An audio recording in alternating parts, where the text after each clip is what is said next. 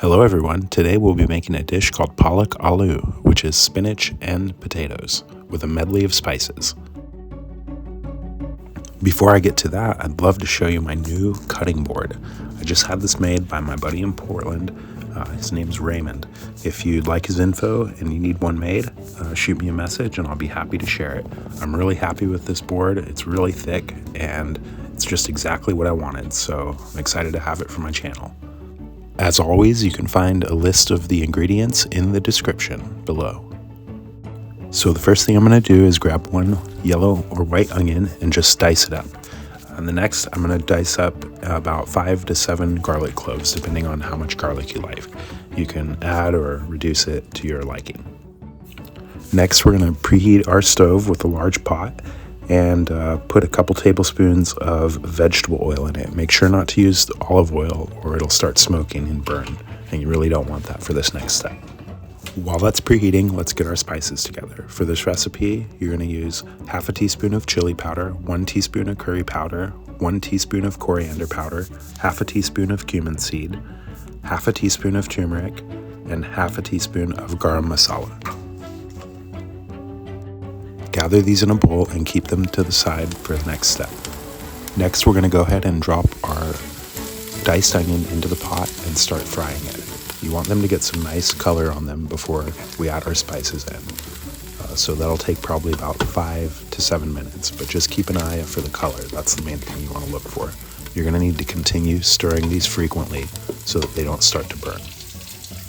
While those are frying, or after they're done frying, I'm going to go ahead and cut my tomato. We're just going to go ahead and cut them into halves and make sure to cut out the little wedge where the stem would be.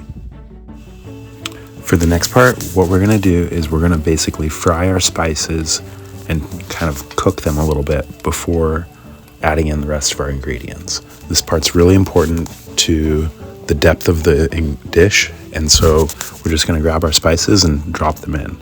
You may want to add another tablespoon of vegetable oil. I think I added a little spoon of it here, just so that everything stays nice and lubricated and moves around the pot. As the spices start to heat up, they'll start to release some of their scents, and you want to keep moving them around and incorporating them in with your onions. Keep moving them around and don't let them stay still for any amount of time during this step.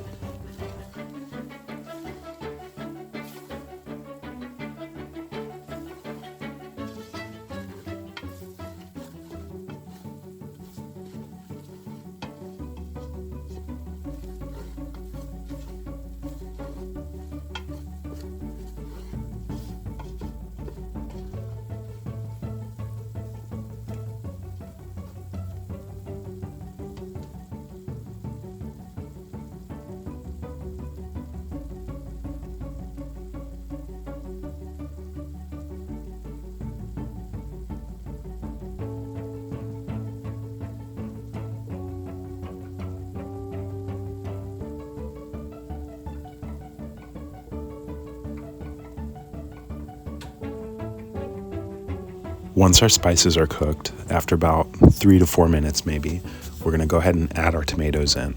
You can turn the heat down a bit, but keep in mind your tomatoes are cold, so they're really going to cool down the pot quite a bit. You want to cook these down a little bit until the juices start releasing from the tomatoes into the pot, like you see here.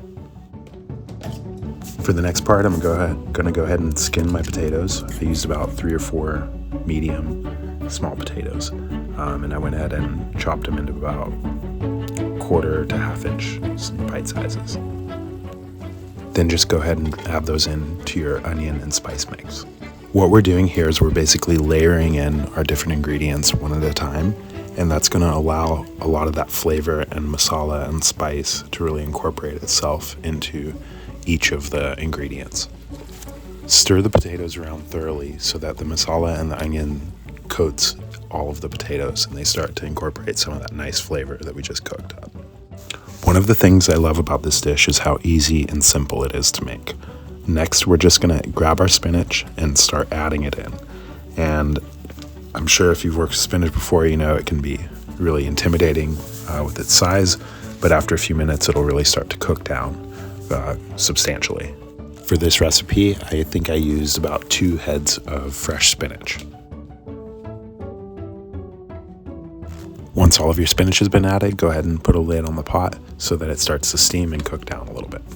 And once it's started to get some heat and steam, you can go ahead and start to incorporate it into your sauce with your potatoes and tomatoes. And that's pretty much it. Once it's all cooked down, you can further incorporate it and serve it over a bed of rice or with some naan. I chose to serve it with some naan this time. But yeah, there you have it. It's really easy. Hope you enjoy it. Thanks for watching. And if you enjoyed this, please like and subscribe. Thanks.